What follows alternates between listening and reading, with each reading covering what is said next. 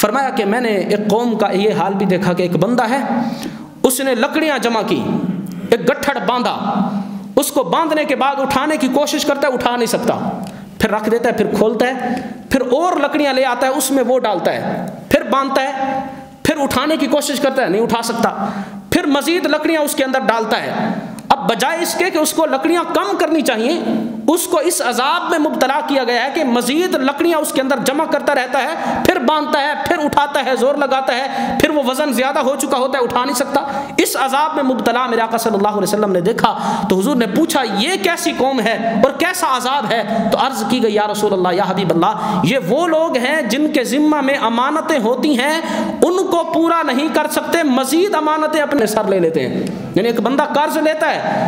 اب وہ جو اس کے پاس قرض ہے وہ کسی کی امانت ہے، اس نے ادا کرنا ہے، وہ قرض ادا نہیں کر سکتا، مزید اٹھا لیتا ہے، مزید قرض اٹھا لیتا ہے، اپنے بال کو، اپنے سارے جسم کو قرض کے اندر جکڑ لیتا ہے اور اس کی عیاشیاں ختم نہیں ہوتی۔ تو ایسے لوگ جو قرض لے کر واپس نہیں دیتے، ان کو میرے آقا صلی اللہ علیہ وسلم نے معراج کی رات اس عذاب کے اندر مبتلا دیکھا۔ قرض ادا کرنا لازم ہے، اگر کسی کے سر قرض ہے، جب تک ادا نہیں کرے گا تب تک قیامت کے دن اس کی جان نہیں چھوٹے گی۔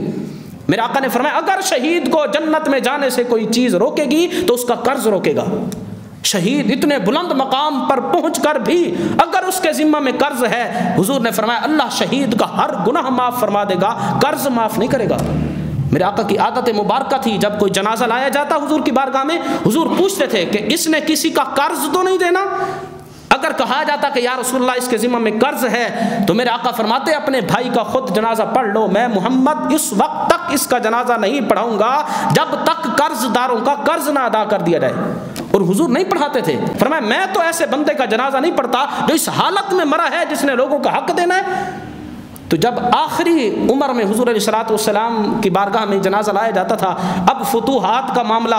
اور مال غنیمت کثرت سے آنے لگا، اور اسلام کو اللہ نے مال و دولت کے معاملے میں بھی بہت زیادہ عزت سے نوازا، تو اب حضور کی عادت مبارکہ یہ تھی کہ کوئی جنازہ لایا جاتا تو حضور پوچھتے تھے قرض دینا ہے؟ عرض کیا جاتا یا رسول اللہ اس نے قرض دینا ہے، تو حضور اپنی جیب سے پہلے قرض ادا کرتے، پھر اس کا جنازہ پڑھاتے۔